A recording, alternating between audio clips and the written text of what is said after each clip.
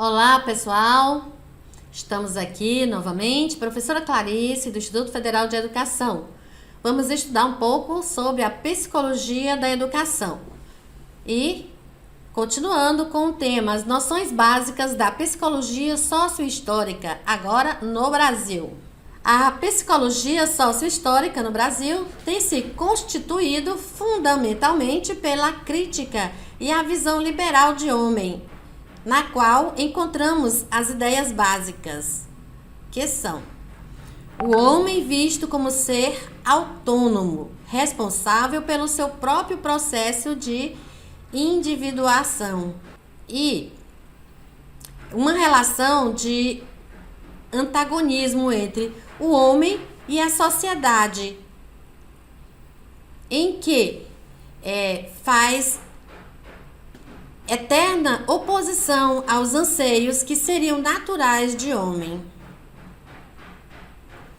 Uma visão de fenômeno psicológico, a qual este é tomado como uma entidade abstrata que tem por natureza características positivas que só não se manifestam se sofrerem impedimento do mundo material e social.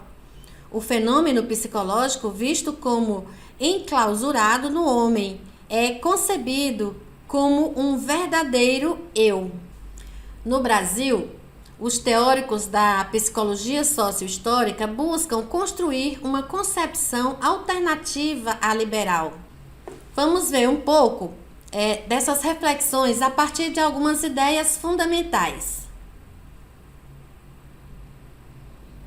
que são: não existe natureza humana, existe a condição humana, o homem é criado pelo homem, o homem concreto é objeto de estudo da psicologia, e subjetividade social e subjetividade individual. Bom, não existe natureza humana.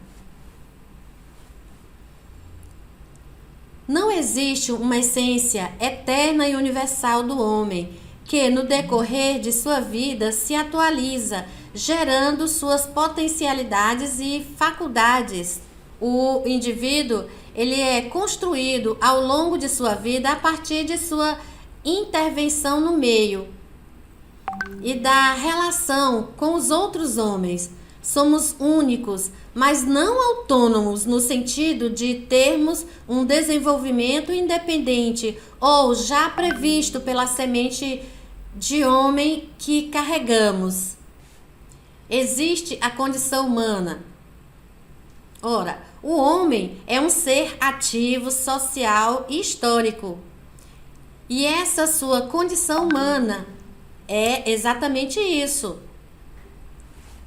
O homem, ele constrói sua existência a partir de uma ação sobre a realidade, que tem por objetivo satisfazer suas necessidades.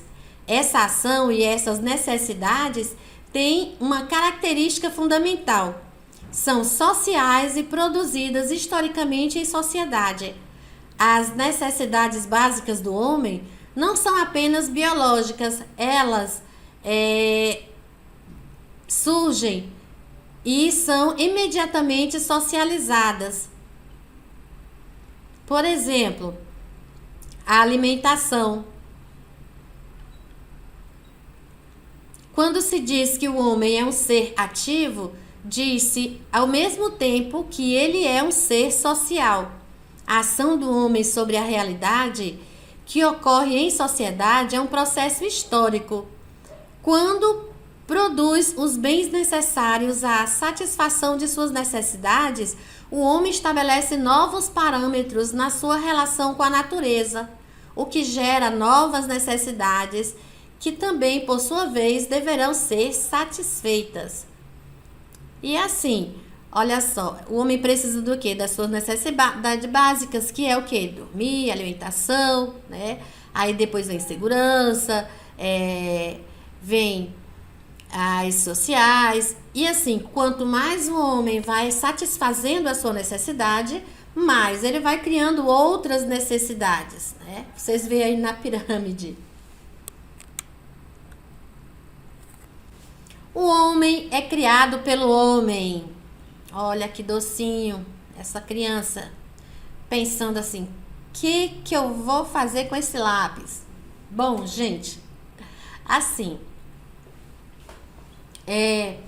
os objetos produzidos pelos homens materializam a história e cristalizam as aptidões desenvolvidas pelas gerações anteriores. Então, o homem, desde que ele criou a roda, criou a roda e foi dando uma utilidade para a roda. Já pensou se toda vez que o homem fosse criar um novo smartphone, ele tivesse que primeiro criar a roda e criar tudo aquilo ali até chegar no smartphone, né? Seria uma luta incansável não, muito cansativa, seria inconcebível. Então, o homem, ele aproveita do que já está criado e vai criando em cima do que já tem, em cima das suas aptidões. Então, quando ele manuseia e desses objetos ele se apropria, o homem ele desenvolve atividades que reproduzem os traços essenciais das atividades acumuladas e cristalizadas nos objetos. Entendeu? Então, é do instrumento e das relações sociais nas quais esse instrumento é utilizado que o homem retira suas possibilidades humanas. No caso, você está vendo aí, a menina está com o lápis e ela pensa: eu vou fazer o que com esse lápis? O lápis, por si só, esse objeto, ele não faz nada. Se ele ficar na mesa, não vai ter utilidade nenhuma, nem para embelezar, que não é essas belezas. Mas na mão da criança, ele vai criar vida, ele vai dar novas ideias, ele vai dar novas perspectivas, ela vai criar desenhos, né? Ela vai criar historinhas, e assim o homem faz com os objetos que cria. O homem concreto é objeto de estudo da psicologia. Então, a psicologia, ela deve buscar compreender o indivíduo como ser determinado histórica e socialmente.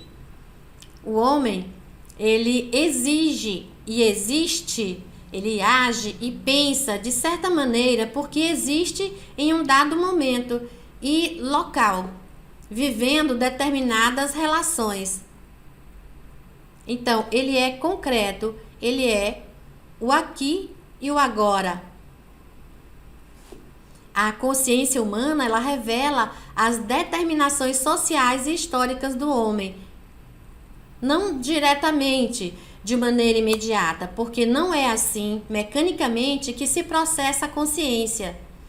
As mediações devem ser desvendadas, pois elas passam pelas formas de atividade e relações sociais, pelos significados atribuídos nesse processo a toda a realidade na qual vivem os homens. E, para conhecer o homem, é preciso situá-lo em um momento histórico, identificar as suas determinações e desvendá-las, para atender o movimento contraditório da totalidade na qual se encontram os indivíduos. Deve-se partir do geral para o particular. Subjetividade social e subjetividade individual. Nessa teoria, os fenômenos sociais não são externos aos indivíduos e nem são fenômenos que acontecem na sociedade e pouco tem a ver com cada um de nós. Os fenômenos sociais estão de forma simultânea dentro e fora dos indivíduos. Os fenômenos sociais, eles estão na subjetividade individual e na subjetividade social. A subjetividade, ela deve ser compreendida como um sistema integrador do interno e do externo, tanto em sua dimensão social como individual e por sua gênese, também social. Você percebe nessa gravura o que ele vê. No Instagram, a moça é alegre, feliz, sorridente. Na realidade, ela coloca as fotos de uma pessoa e ela é outra pessoa, ela é uma pessoa triste, amarga. Então, essa é a subjetividade que não está fora da pessoa, né, no externo, ela está dentro de cada um, né? Essa subjetividade faz parte de cada indivíduo. Somente isso que nós tínhamos. E é isso, pessoal. Nós encerramos esta aula. Procurem pesquisar, estudar mais um pouco, né? Ver outros vídeos, né? Nós temos uma riqueza de variedades sobre o conteúdo de autores muito bons. Então, pesquisem, estudem, respondam às atividades e até a próxima aula. Forte abraço, pessoal!